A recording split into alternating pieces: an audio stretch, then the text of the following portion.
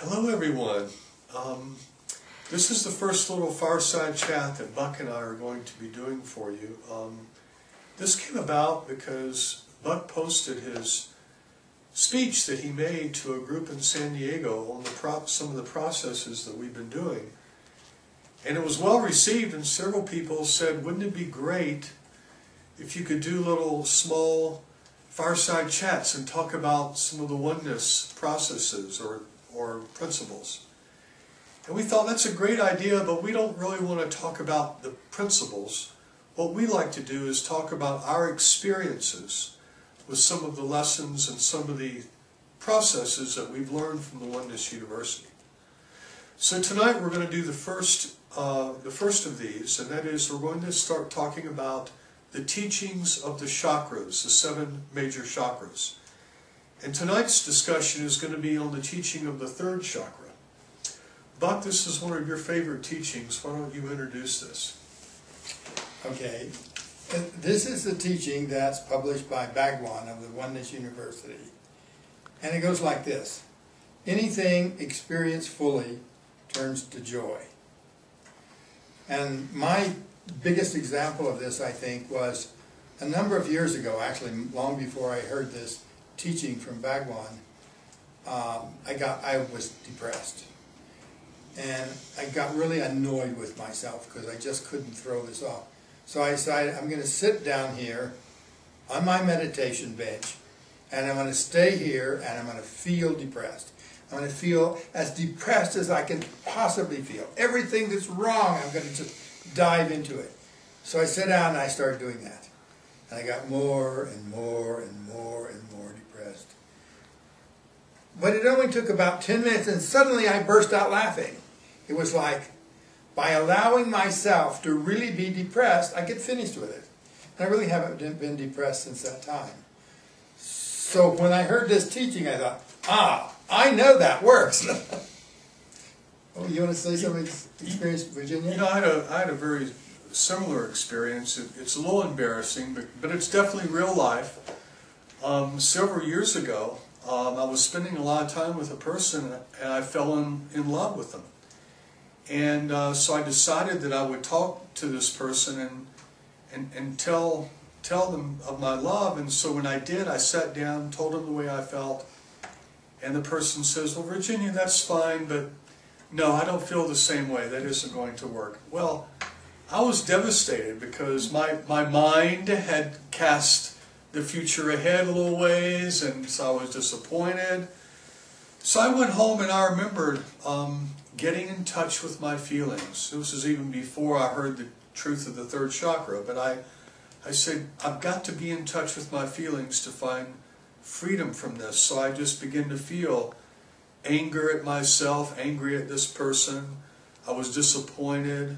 I was hurt. And so I felt all these things really strongly for several hours, it must have been. I had to beat on a pillow in a bed, I remember, during the process. And finally, I got it all out, and I felt great. I was able to detach from those feelings and find joy again in my life. And it's something that almost always works. And I'm not saying it always can happen in 2 hours. Sometimes it might happen in 2 minutes. Sometimes it might be 2 days. But it always happens when we work through those feelings. Buck, do you think there's is there an example we could give the people watching? Do you have anything that we could do? Well, Virginia, I remember 2 or 3 years ago, about 3 years ago, there was a family that lived just across the street. And I'd been with this family ever since before they got together and the birth of their 2 children, and I became just like the grandfather to these children. Well, one evening, their mother got furious with me. I happened to use a word that she thought was inappropriate for a child to hear. The word was stupid. And it was, I mean, she got angry, and she kept yelling at me, and suddenly I got angry too, and I yelled back at her. That ended our relationship forever. She and her husband never let me see the kids again after that. And I realized that I still feel sad about missing these two kids that I loved as much as if they were my very own. Would you like to do a process right now and try to get to a place of joy regarding that? I would. Well, why don't you just close your eyes for a minute, breathe deeply, and just really experience all the myriad of feelings that you have about this situation. And instead of me leading you through it, I want you to speak out what you're feeling. And you may speak out pain, or you may speak out anger, but just speak that out as you're remembering and as you're feeling the feelings regarding this issue. There's one incident that sticks in my mind so powerfully. One day I came home, and the children were out, and the parents brought them in immediately. But then I looked up and I didn't see anybody around, and I didn't see the kids go inside the house.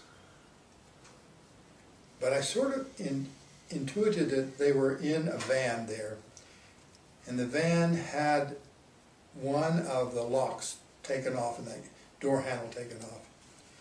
And as I look over, I see this little hand come out the door and wave me. I can't get that image that out of my mind, that this child was trying to make contact with me after months of his parents not letting him see me or talk to me. So there is that feeling of,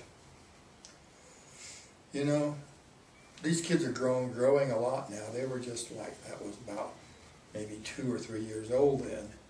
So the kids are probably 5 or 6. They probably don't even remember. But boy, my heart remembers. My heart, even today, longs to respond to that wave. Yes, Lucius, I love you. Let's stick with that right now. And as you're fully feeling it, you just said you wanted to tell Lucius that you love him. Why don't you do that?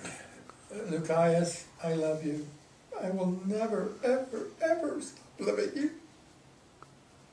And just sit with that feeling a minute. Don't rush it, but just sit with the feeling.